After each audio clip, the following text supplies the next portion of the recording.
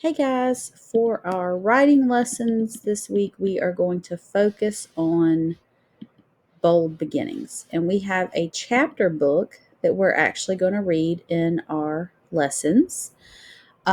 This is called The Story of Diva and Flea, and it is written by Mo Williams, and he is the same author that wrote the Piggy and Elephant books.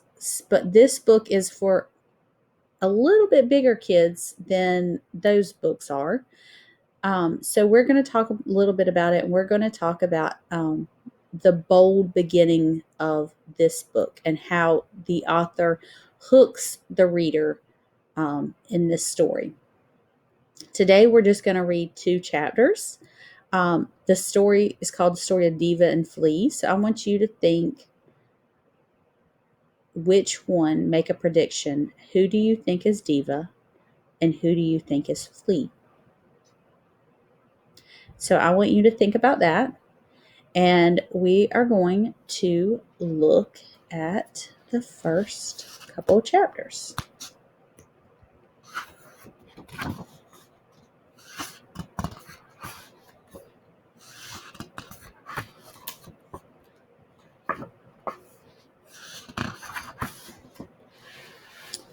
So, chapter 1 is called Diva and Flea Then. So, I want you to think about that. What do you think the author means by then? So, I think that maybe the author is going to talk about past tense, and then he's going to talk about present tense, Diva and Flea. So let's read the first chapter. This is Diva's story. For as long as she could remember, Diva lived at 11 Avenue Le Play in Paris, France. 11 Avenue Le Play was a grand old apartment building with a small gated courtyard in front. Many people lived in the building: kids, parents, old ladies, even an artist or two. And there's a picture of the apartment building. Like most grand old apartment buildings in Paris, there was a gardienne who lived on the ground floor.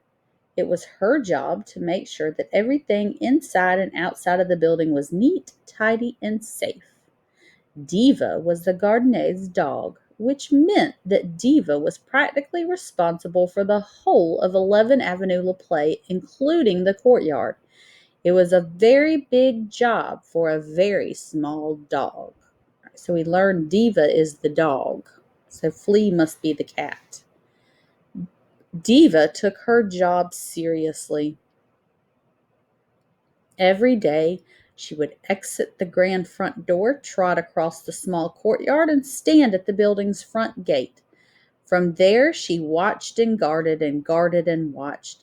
And if anything ever happened, no matter how big or small, Diva would yelp and run away. Diva was very good at her job.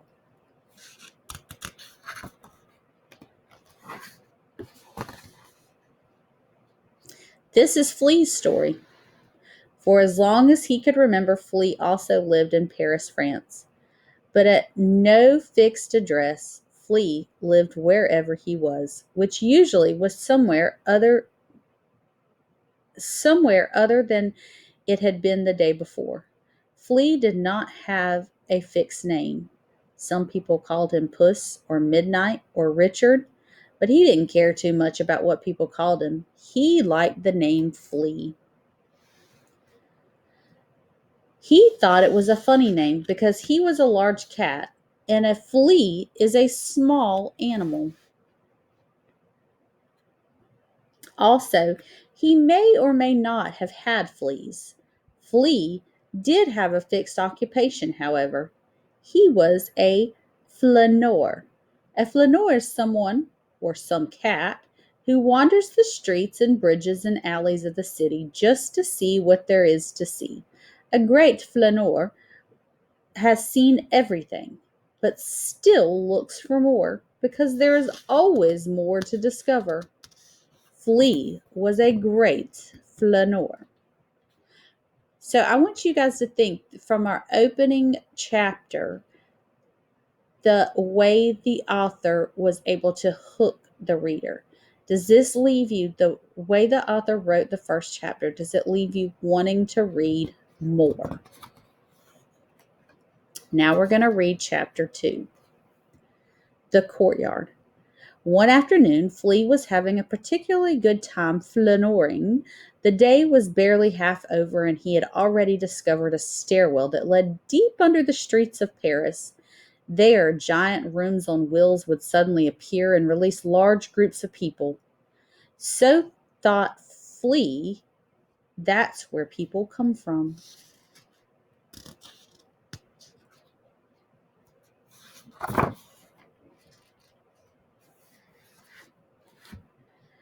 Later, Flea found himself sitting in the sun, watching people who were also sitting in the sun, watching even more people sitting in the sun. Everyone, except for Flea, was drinking tiny cups of something they called coffee. This is pretty much what people do in Paris, France. Then, inside Flea's favorite store, he saw a woman drop a giant piece of salami smack onto the floor. Flea pounced and snatched the salami before the man with the broom could even chase him out, an event that was both unusual and delicious. And if that weren't enough, that very same day, Flea happened to wander past the courtyard at 11 Avenue Le Play, where he saw Diva for the first time. As soon as Flea saw the small dog, he was captivated. As soon as Diva saw the large cat, she yelped and ran away. Flea laughed because it was kind of funny. He had seen many funny things in his life, but he had never seen such a small dog yelp with such a loud voice. After that, Flea would make sure that most afternoons he just happened to flaneur right by the courtyard of 11 Avenue Le Play. It was fun watching the small dog yelp and run away. This went on for many days. Flea would flaneur past the small dog the small dog would yelp and run away. Flea would laugh. It was almost too good to be true. Then one day, Diva didn't yelp or run away. Instead, she looked right at Flea's big face and asked, "Are you trying to hurt my feelings?" Flea had never thought about it like that. Okay, so tomorrow we will start with chapter 3.